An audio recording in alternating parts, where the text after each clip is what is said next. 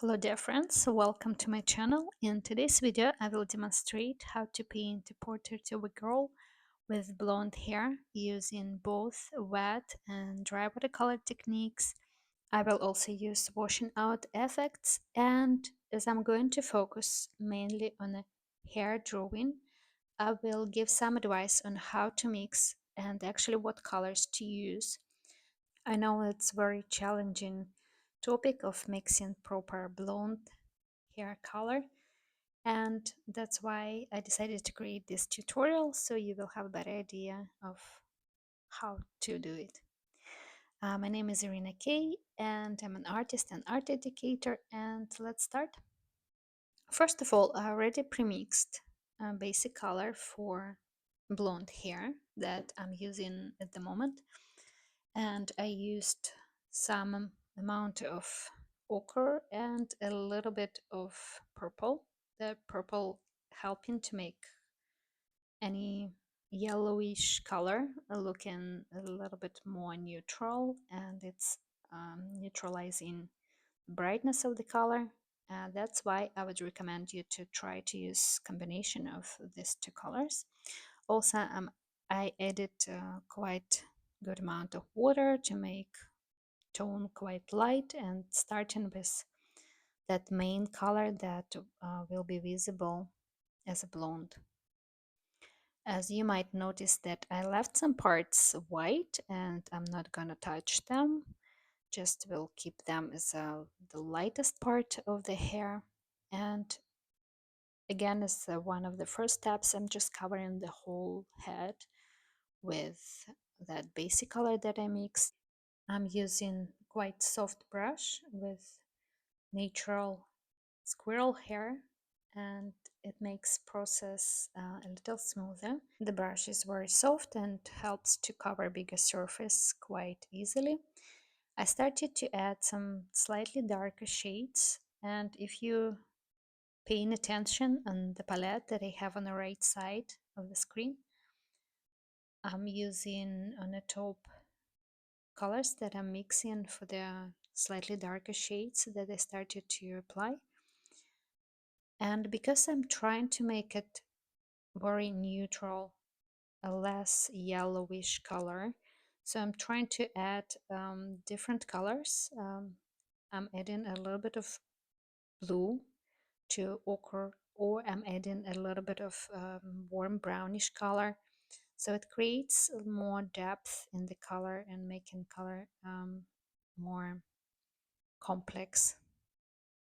Also, you probably noticed that I work on a wet surface, so I covered the hair first with that lighter blonde color that I created, and now adding darker shades, and I do not add them randomly or absolutely everywhere.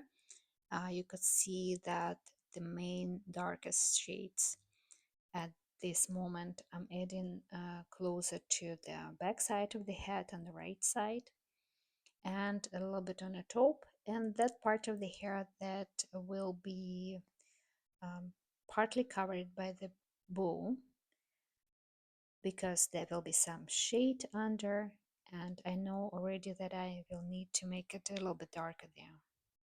So also I'm working gradually on this hair, making it gradually darker, and I'm not starting with any very dark shades at the moment.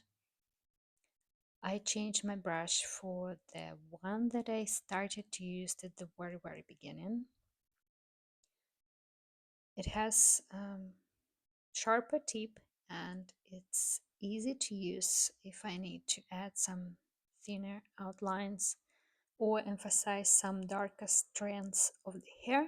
And I started to add slightly darker shades on the hair, and because the surface is still wet, not absolutely everywhere, you might notice that there are a couple of strands are a little bit better visible, look a little bit sharper, like the one I'm just made, and some of them are still blending and creating soft shades.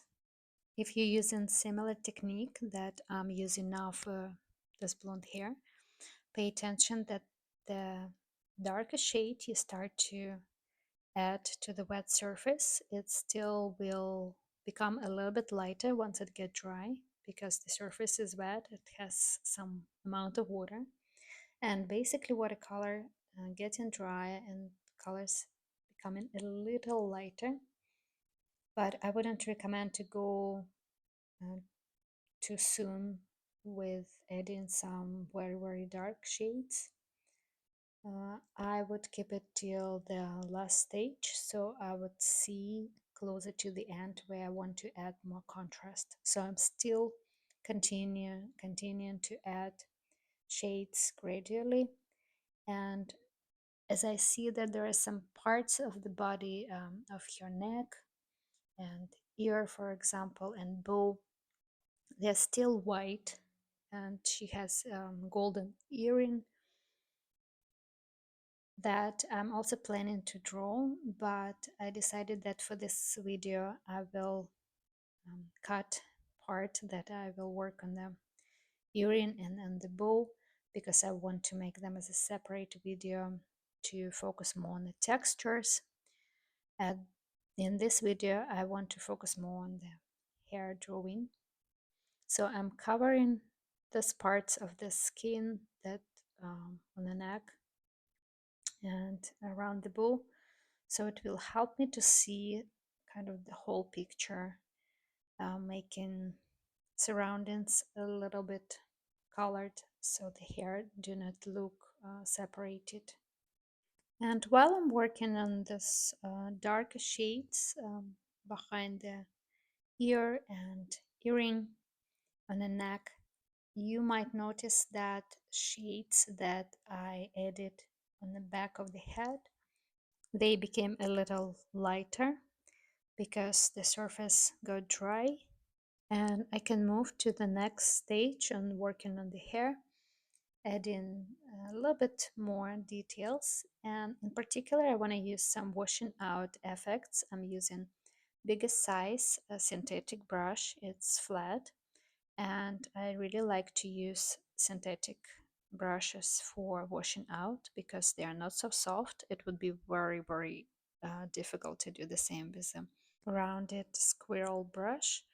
So that's why I would recommend you to use some flat brush with sharp tip, and you making it slightly wet and moving on the surface a little bit, kind of then back, trying not to injure the paper, don't rub too long. It also depends on the quality of the paper, so you can test first on some smaller piece and see how long you can rub the brush against the paper to remove some amount of paint. And then just don't forget to clean brush often, because then once you have some pigment on it, it might stop to create that washing out effect that we desire at the moment.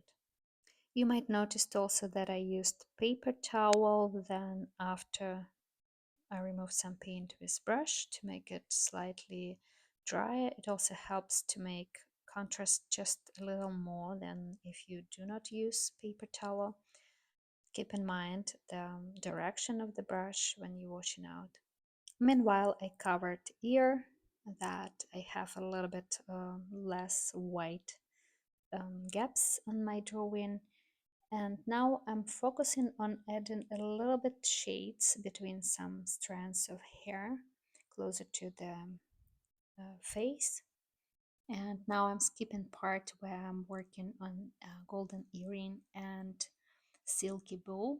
You will be able to watch this video a little later once it will be available on my channel, so don't forget to subscribe to get an update. And also I would like to ask you guys to give a thumb up to this video if you enjoyed the process, if you like that information that I'm sharing with you. It will help me a lot to promote my channel and to motivate me to create more videos for you. Now I started to add some darker strands of the hair on the back side of the head. And here you need to pay attention. So once you started to add more contrast, just keep in mind not to add a lot of similar lines, outlines everywhere randomly. So try to combine them in a place where you have, for example, more shades. And also pay attention on the length of those brush strokes so they all do not look totally the same. So creating the rhythm of this hair. Now working on smaller details, I switched to the smaller size sharp tip brush. It gives me more variations for tiny details. And after I'm returning to washing out effects, if you use this bigger size brush also for washing out some amount of paint to create more lighter strands, just pay attention also to not to create this light strands also everywhere. Try to combine them, create them closer to the lightest part. What might be challenging is to create some curvy lines with flat brush. So try your best. And also don't forget to clean brush very often and to use paper towel. Another advice I would give you when you work on some smaller details, emphasizing especially darker parts of the strands, don't forget to that you can move your painting, your artwork, and make kind of easier for your hand to keep that direction to create longer outlines. Sometimes it helps to tilt your work or maybe to turn it upside down to create better quality lines for the hair. And once I noticed that work is coming closer to the end, I'm focusing on combining shades or lights, especially if I could use washing out for combining some lighter hair. It's like I'm using my brush as an eraser. I know that sometimes for younger artists and beginners, it's hard to decide when is the right time to finish the work. And I would say if you already feeling that you're not sure if you have to continue and you have to add something, that's probably a good sign that it's better to stop and at least to have a break to, I don't know, go for a walk or drink a tea, and then come back to your work and look at some distance, and you will see if there is still something you would like to add or it's better to stop. And that's what I'm going to do in my case. And meanwhile, I'm wishing you a wonderful, artful day. See you guys in my next video. Bye.